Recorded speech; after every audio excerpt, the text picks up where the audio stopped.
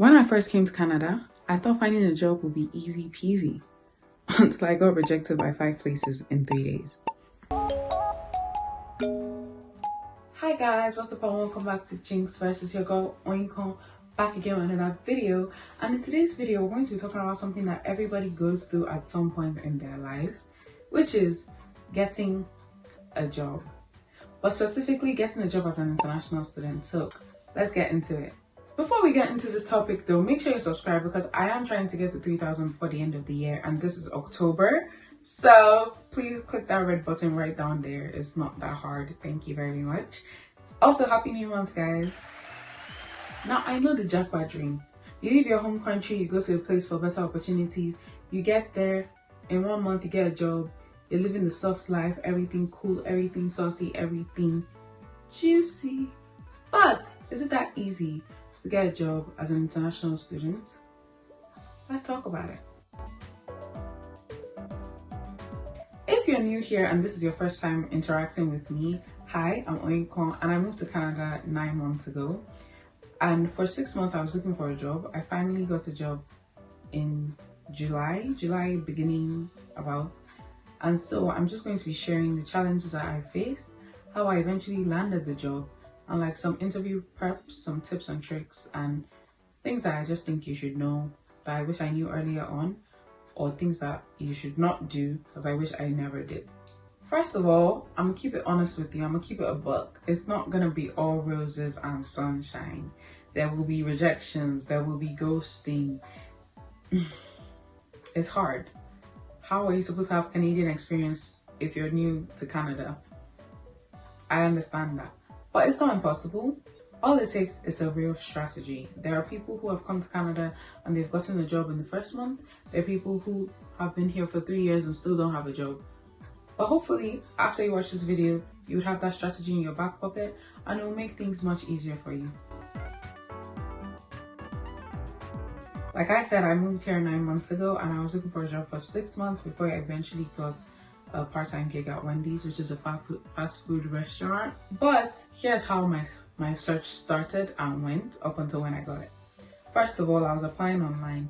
I was using Indeed, I was using LinkedIn, and I was applying for jobs in my field. I studied mass communication in Nigeria and I have some experience with media and communications. I have some sales experience, I have some customer service experience. And so I was applying with that resume to anywhere that had those type of job descriptions. I was just getting ghosted. I wasn't even getting rejections, I was just getting ghosted. And then I heard from some people that, oh, they need Canadian experience. All the brands, all the companies on your resume, nobody knows them. How are they going to trust you? They need references. They need to recognize the talent that you say you have. These companies are foreign to them. So I was like, okay, you know what? Me and ChatGPT, we're gonna lock in and I'm going to curate my resume to the positions I'm applying for. In a way, I'm using transferable skills. I'm using, projects I've worked on in school rather than these companies. I'm not relying so much on the foreign companies. I'm now relying on my skills. And so I started applying online, still to media jobs, still to communication jobs, still to customer service jobs, but with a more curated CV. But now I'm saying I have all these things, but there's no proof. I didn't have a portfolio, something that you should make sure you have a portfolio. I didn't have any proof of the work I did. I was just saying that I did a lot of things. No backup. Again, rejections and ghosting. Like I wasn't even getting replies from some people, from some companies, and I was just getting rejected from other companies. Then I decided I was just going to apply to jobs that are taking students. Rejected, ghosting. I was going to apply to any job that was available. Rejected, ghosting. And then I got some advice from my aunt. She told me to go face to face. I know I'm a vibe. I know that if you meet me, you're gonna like me. So I figured they can put a face to the CV. They're not just sending it through this AI checker to see keywords and know if this person is the right fit for us. They're actually seeing this person and, putting a face to the name, putting a face to the work, having a conversation, knowing that this person is a real person. So I started going for hiring events. Well, I went for one hiring event, and then I went to a trade or job fair. While I was able to network, nothing really came of it. Then I was told that references matter. So whoever I met, wherever I went, I was always telling people, oh, I'm looking for a job. Oh, I'm looking for a job. And that's when I spoke to my teacher, who helped me do my CV, make it better, make it more student focused, and make it more curated. And so I started using that CV and going in person to actual shops to drop my CV off. Most shops are paperless because they're, eco-conscious and environmentally friendly. So they probably won't take your CV. Don't be offended. They'll probably tell you to apply online. But now they know your name. They know that someone's applying online, and they can put a face to the product. It just helps humanize your CV a little bit, and maybe they'll recognize it. Oh, that's the girl that came that time. Oh, that's the guy that came that time. You know what I'm saying? And so that's what I did until I eventually walked into a Wendy's and I dropped off my CV. They're paperless as well, but I was fortunate enough to get an interview. Now, here are some takeaways for you. Number one, your mindset. You might need to apply 100 times before you get one acceptance. You need to be able to apply 100 times and keep going. I understand that it's hard because a lot of the times I just wanted to give up and become a couch potato. But at the end of the day, if you're a couch potato, you're not making money and you want to make money. So you need to change your mindset. You need to know that at the end of the day, I'm going to get a job. So all these rejections don't matter because the one acceptance that I need is coming, and the only way to come is if you keep applying, if you keep going out, if you keep doing your best and showing up. Okay? Number two, where to find jobs.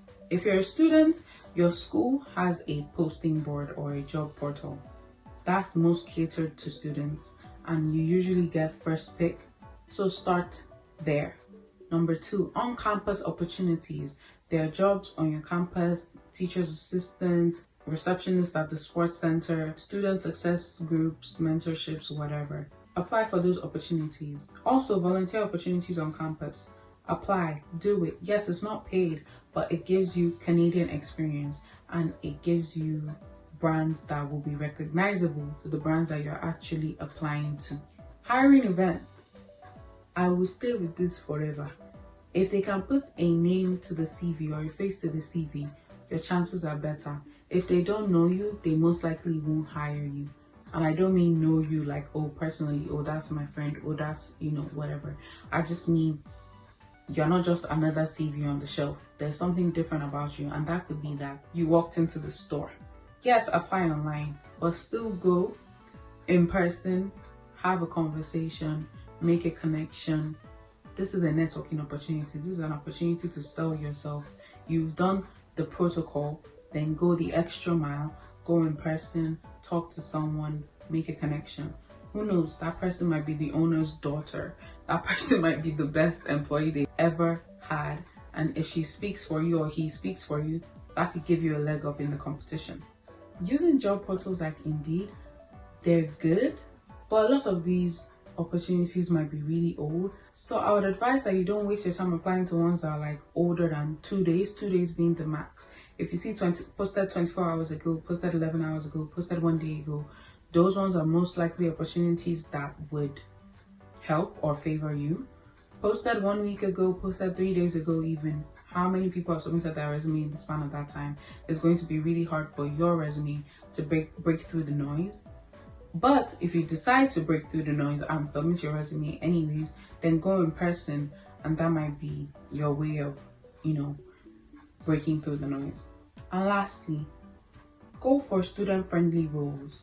When I was applying for those communication roles or marketing roles or media roles or customer service roles in proper office type structures and proper office type companies, they might not have been so flexible with my student hours, or I might have been too busy with schoolwork to even maintain that job.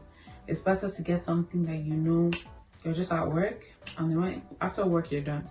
You're not going home to do a report or complete this campaign or think of the next big thing. You just need to form a routine. At work, you're selling clothes. At work, you're serving food. At work, do you understand what I mean? Like, you're at work, and after work, you're in school mode. Because at the end of the day, your priority is to finish school and finish school well. The job is to help either pay for that, or so that you can have some spending money on the side, or rent money, or whatever. But at the end of the day, your priority is school. So going for more serious roles, while yes, they will pay better, might take more of your time and take away from your priority. The same resume that you're using in your home country is most likely not the format of resume that they use in this country. I did not know that. Make sure you find out the format that they're using in your country. If you ask ChatGPT to curate or to make your resume the Canadian resume style, it would help you do that like effectively. But then the tone and language of your resume as well differs per place. In Ontario, it's a very friendly, very conversational type. They want to see what you've done, but they want to have a good time with you. In Nigeria, it's a very professional, you want to tell us everything you've achieved. Do you get what I mean? So you need to pay attention to that. And one-page resume, especially for students, that's okay. Don't do too much. One page, show all your transferable skills. Things like communication, things like I can work in a team, things like, things that people would want to work with. Then show your actual skills, like if you can do Adobe, if you have graphics knowledge, if you have media knowledge, depending on what you do, if you have coding knowledge or development knowledge, highlight that there. And then your education. And finally, make sure you have a LinkedIn profile. LinkedIn is your link to the in of whatever. LinkedIn is taken seriously here. If you're submitting a resume, your LinkedIn link should be linked in the resume, because they're most likely going to check out your profile, like an online portfolio essentially. And finally, interview prep. As I was telling you my Wendy's story, I got the interview and I was doing so much research. I was like, oh my gosh, what's she going to ask me? Is she going to ask me like how many things they have on the menu? Like, I was asking all the different types of questions. I read about the history of Dave and how he started it and why they have square patties and all these other irrelevant things, like depending on the company.